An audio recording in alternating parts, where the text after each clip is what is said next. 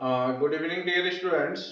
देखो, आज मैं आपके लिए हिस्ट्री का यूनिट नंबर 2 जो आप लोग देखते हो आपके जो क्लास में चलते हैं, और इस यूनिट का जो टाइटल है वह टाइटल है राजा की शान। ठीक है, राजा की शान नगर आरंभिक राज्य। तो इस चैप्टर में हम लोग को मुख्य रूप से 600 ईस्वी पूर्व से लेकर 600 ईस्वी तक के भारतीय इतिहास को जाननी है। और इस समय मुख्य रूप से चूंकि पूरे भारतवर्ष जो थे ये महाजनपद के रूप में यहाँ बटे हुए थे, तो चूंकि इस पे बहुत सारे क्वेश्चन एराइज करता, जो मैं आज आपको काफी इंपॉर्टेंट क्वेश्चंस प्रोवाइड कर रहा हूँ। जैसे हिस्ट्री में आप लोग का क्वेश्चन एराइज करता है कि महाजनपद से आप क्या समझते हैं। ठीक है, मौर्य काल की जो आपकी न्यायिक व्यवस्था थी वह कैसी थी। अशोक के धर्म से आप क्या समझते हैं, अशोक के धर्म के प्रमुख सिद्धांत क्या थे। तो इस तरह के बहुत सारे प्रश्न एराइज करते हैं। तो आज मैं इन कुछ छोटे बड़े प्रश्नों को लेकर आपके सामने आया हूं, और मैं आपको यह बताना चाह रहा हूं कि मैं आज जितने भी मैं आपको प्रश्न बताने जा रहा हूं, और उन प्रश्नों का मैं उत्तर सहित मैं आपको हल भी कर रहा हूं। और ये जितने भी प्रश्न मैं आज आपको बता रहा हूँ ये निश्चित तौर पे आपके जो 2021 जो मई में एग्जामिनेशन होगी 12th की, इसमें सारे क्वेश्चंस एराइज करेंगे। इसलिए इस क्वेश्चंस को आप बेहतर ढंग से थोड़ी सी समझ लो और समझने का प्रयास करो। तो देखो, सबसे पहले तो मौर्य साम्राज्य के बारे में मैं आपको थोड़ी सी बता दूं कि मौर्य साम्राज्य की स्थापना जो थी वह 323 ईस्वी पूर्व में चंद्रगुप्त मौर्य ने की थी। ठीक है, अब चंद्रगुप्त मौर्य ने इस साम्राज्य की स्थापना की थी, और उन्होंने क्या किया था कि मगध को सबसे पावरफुल जो था वो उन्होंने महाजनपद बनाया था। तो इसके तहत अशोक का पीरियड भी आता है, और आप जानते हो भारत के इतिहास में अशोक को एक महान शासक के रूप में हम लोग जानते हैं। तो अशोक की भी थोड़ी जीवन गाथा को हम लोग देखेंगे।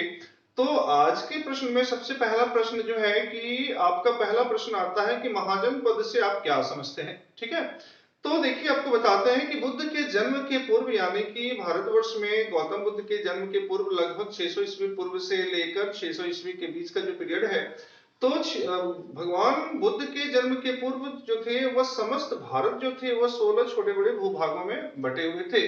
इन 16 जो छोटे बड़े भूभाग हैं, इन छोटे बड़े भूभागों को ही हम लोग क्या कहते हैं, महाजनपद कहते हैं। ठीक है, अब देखिए जो दूसरी क्वेश्चंस में आपको काफी इंपॉर्टेंट क्वेश्चंस बताने जा रहा हूं, इस क्वेश्चंस को थोड़ी सी आप लोग ध्यान देके समझो। मौर्य काल की न्यायिक व्यवस्था कैसी थी। तो देखिए, मौर्य काल में जो न्यायिक व्यवस्था थी वो बहुत ही बेहतर थी, और सबसे बड़ी चूंकि राजा जो होता था उस समय वही सबसे प्रमुख न्यायाधीश होता था। और सामान्य तौर पे जो इतिहासकार हैं वो मौर्यकालीन न्यायिक व्यवस्था को मुख्य रूप से वो 3 भाग में बांटते हैं। तो मौर्यकालीन शासन व्यवस्था जो थी उस मुख्य रूप में 3 भाग में जो थी, तो उसमें सबसे पहला जो था वह क्या था, तो सबसे पहला था धर्मस्थलीय न्यायालय। तो धर्मस्थलीय न्यायालय में क्या होता था कि मौर्य काल में जितने भी छोटे बड़े विवाद होते थे, यानी कि धर्म से संबंधित जो भी विवाद होते थे, इन विवादों की सुनवाई धर्मस्थलीय न्यायालय में होते थे। ठीक है, दूसरे जो प्रश्न है, दूसरा जो इसका टॉपिक था या दूसरे प्रकार की जो न्यायिक व्यवस्था थी वह क्या थी, तो दूसरी न्यायिक व्यवस्था जो थी वह थी आपको धर्मस्थलीय न्यायालय। तो मैंने आपको बताया कंटक शोधन न्यायालय। तो कंटक शोधन न्यायालय में क्या होता था कि कंटक शोधन न्यायालय में इस समय के जमीन से जुड़ी हुई जितनी भी विवाद होती थी, इन सारे विवादों का लेखा जोखा, यानी कि सारे विवादों की सुनवाई जो होती थी वह कंटक शोधन न्यायालय में होती थी।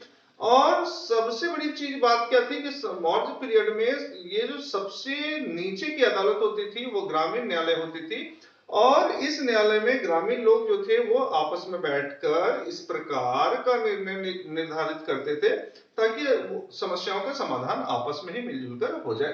तो हमने देखा कि मौर्य प्रशासन में न्यायिक व्यवस्था जो थी वह मुख्य रूप से 3 प्रकार की थी। क्या था, तो सबसे पहला आपने देखा तो धर्मस्थलीय न्यायालय, दूसरा आपने देखा कि कंटक शोधन न्यायालय, और तीसरा जो है वह था निम्न स्तरीय न्यायालय या ग्रामीण न्यायालय। अब जो तीसरा क्वेश्चन आपको मैं आज बताने जा रहा हूं वह भी काफी इंपॉर्टेंट क्वेश्चन है। अशोक के धम्म से आप क्या समझते हो। तो अशोक का धम्म का मतलब होता है नैतिक नियमों का संग्रह। तो राजा अशोक ने अपने प्रजाओं के नैतिक विकास के लिए कुछ नैतिक नियम बनाए थे। इस नैतिक नियम के समूह को ही हम लोग क्या करते हैं, धम्म कहते हैं। इसी में आपका क्वेश्चन आगे इसमें सब प्लस कर देगा या इसमें ऐड कर देता है क्वेश्चंस कि अशोक के धम्म के मुख्य सिद्धांत क्या थे। तो देखिए अशोक के धम्म जो थे, उस अशोक के धम्म के मुख्य सिद्धांत निम्नलिखित थे। आप इसको लिखोगे तो क्या निम्नलिखित में थे, तो सबसे बड़ा जो था कि अशोक के धम्म के जो मुख्य सिद्धांत थे तो वह थे कि बड़े बुजुर्गों का मान सम्मान करना, छोटों के साथ प्रेम पूर्वक व्यवहार करना, ठीक है, मीठे वचन का प्रयोग करना, हिंसा से दूर रहना। तो कहीं ना कहीं समाज के लिए जितनी भी सकारात्मक बातें थी, इन बातों का जिक्र ही मुख्य रूप से अशोक के धम्म में हुई है और यही अशोक के धम्म के मुख्य सिद्धांत थे। ठीक है, अब देखिए आपको इसमें एक क्वेश्चन और जो मैं इंपॉर्टेंट आपको बताने जा रहा हूं वह क्वेश्चन है कि राजा अशोक को या सम्राट अशोक को महान क्यों कहा जाता है। तो देखिए सबसे बड़ी चीज है कि किसी को भी हम लोग महान तब कहते हैं जब उनके द्वारा किया गया कार्य काफी सकारात्मक होता है, जिससे एक युग में महत्वपूर्ण परिवर्तन होने में वह सहायक के रूप में कार्य करता है।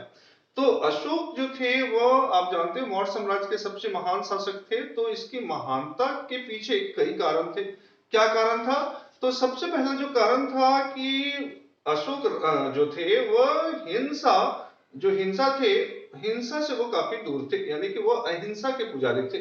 ठीक है, उन्होंने हिंसा को त्याग दिया था। जब जानते हो कि कलिंग युद्ध हुआ था 261 ईस्वी पूर्व में, तो इस युद्ध के बाद उन्होंने क्या की, शस्त्र की नीति को त्याग दिया था और धर्म की नीति को अपनाई थी। ठीक है, तो पहला हम लोग पॉइंट इसको मेंशन कर सकते हैं कि अशोक जो थे वो क्या थे कि अहिंसा के पुजारी थे। ठीक है, दूसरा पॉइंट जो हम लोग लिखते हैं कि अशोक ने पशु हत्या पर रोक लगाई थी।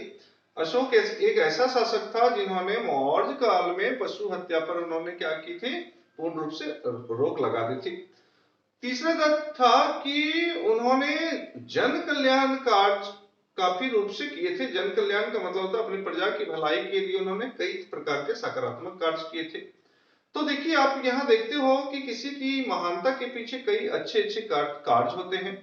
उसके बाद आप वहां पे कह सकते हो कि वह जनता के हितकारी थे, यानी कि जनता के हित के लिए वो विभिन्न प्रकार के कार्य करते थे। उन्होंने विभिन्न प्रकार के अतिथिशाला, उन्होंने विभिन्न प्रकार के सराय, है ना, और इस प्रकार के उन्होंने कई तरह के सकारात्मक चीजों को का निर्माण करवाया था, ताकि उस निर्माण से आम जनताओं को काफी हद तक लाभ प्राप्त हो सके।